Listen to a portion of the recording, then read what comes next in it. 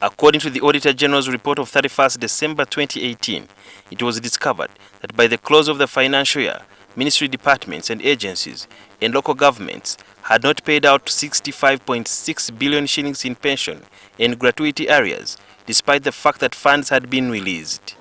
The Auditor General thus said that the funds were returned to the Consolidated Fund.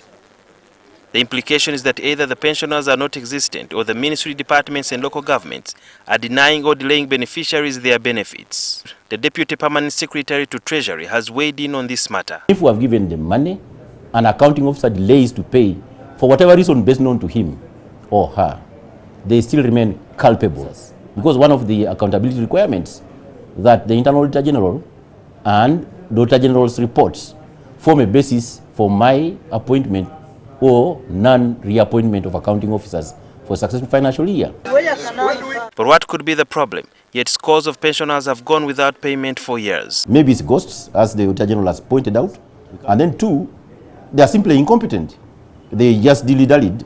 Again, for obvious reasons that maybe they wanted the pensioners to say, okay, out of this pension of yours, 10% is mine. We think as a ministry, from our perspective, what we see where the challenge could have been, it could have been because of maybe on their part to delay,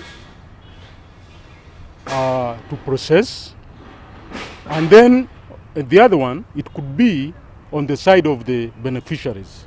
Because there is no money on pension that could go to a beneficiary without approved legal documents. In 2011, it was discovered that government had lost over 168 billion shillings that was paid to ghost pensioners. One of the anomalies at the time was the fact that all the pensioners that were supposed to be paid that money had their accounts in one bank.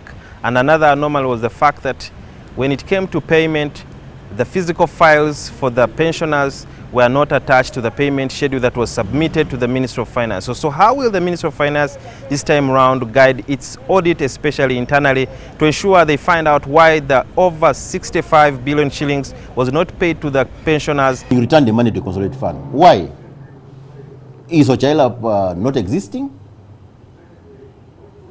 Then the first question is, if that Ocailap is not existing, on the basis of the contacts which are there, they can get in touch with that number and find out whether, in the first instance, Ocailap existed as a DST in the Ministry of Finance and therefore required this amount of money in terms of pensions.